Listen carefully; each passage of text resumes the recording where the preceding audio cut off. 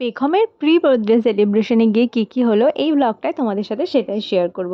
পেখমের বার্থডেটা যেহেতু পুজোর মধ্যে পড়ে সেই জন্য আমি চেষ্টা করি আগে একটা ছোটোখাটো সেলিব্রেশন করার, কারণ পুজোর মধ্যে বার্থডে সেলিব্রেশনে ঠিকঠাক মজা আসে না। ওই জন্য এই লাস্ট 2 বছর ধরে ওর প্রি বার্থডেটা সেলিব্রেশন করা হচ্ছে। তো এই দিন আমরা রেডি হয়ে গিয়েছিলাম আর আমাদের সাথে আশাদি, ওর আদি দাদা, ঐশ্বর্যা দিদি, মানে পেখমের একদম মোস্ট ফেভারিট পার্সন যারা, তাদেরকে নিয়ে নিয়েছিলাম। ওদিনকে আমার মা যেতে পারেনি, মায়ের একটা অন্য অনুষ্ঠান ছিল সেই জন্য। তো আমরা এখানে অটো করে চলে এসেছিলাম হাবড়া।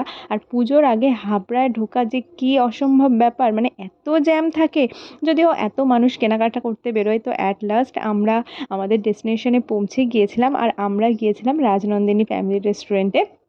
তো এই রেস্টুরেন্টটা নতুন করে মডিফাই করে ডেকোরেশন করা হয়েছে, ওই জন্য যাওয়ার খুব ইচ্ছা ছিল। ওই জন্য ওখানেই চলে গিয়েছিলাম। আর তোমরা দেখতেই পাচ্ছ রেস্টুরেন্টটা কত সুন্দর করে সাজিয়েছে। আর ভিতরের অ্যাম্বিয়েন্সটাও কিন্তু অসাধারণ ছিল। আর ওখানে কিন্তু অনেকগুলো সেলফি জোন আর ফটো জোন ছিল, সেখানে বসে বসে তো ছবি তো অনেকগুলোই তোলা হয়েছে। আর সত্যিই রেস্টুরেন্টটা অনেক সুন্দর করে সাজিয়েছে, সব কিছু নতুন করে ডেকোরেশন করেছে। তো ওখানে বসে আমরা খাবার অর্ডার দিয়ে নিয়েছিলাম।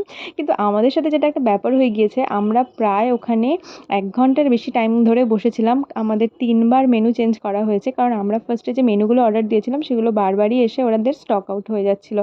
তো 3বার মেনু চেঞ্জ করার পর কার ভালো লাগে বলো। তো আমরা ওয়েট করে করে, বাইরে তো বৃষ্টিও শুরু হয়ে গিয়েছিলো, তার মধ্যে ফিরতেও হবে, ওই জন্য আমরা একটা অন্য জায়গায় চলে এসেছিলাম, টাউন হোটেলে। এখানেও কিন্তু ভালো খুব খাবার পাওয়া যায়, আর আমরা এর আগেও এখানে অনেকবার খেয়েছি। স্টার্টারে নিয়েছিলাম পেখমের ফেভারিট চিকেন ললিপপ, তার সাথে ছিল চিকেন বিরিয়ানি, আর এখানে ছিল কড়াই চিকেন, আর তার সাথে লাচ্ছা পরোটা। প্রত্যেকটা খাবারের টেস্ট অসাধারণ ছিল।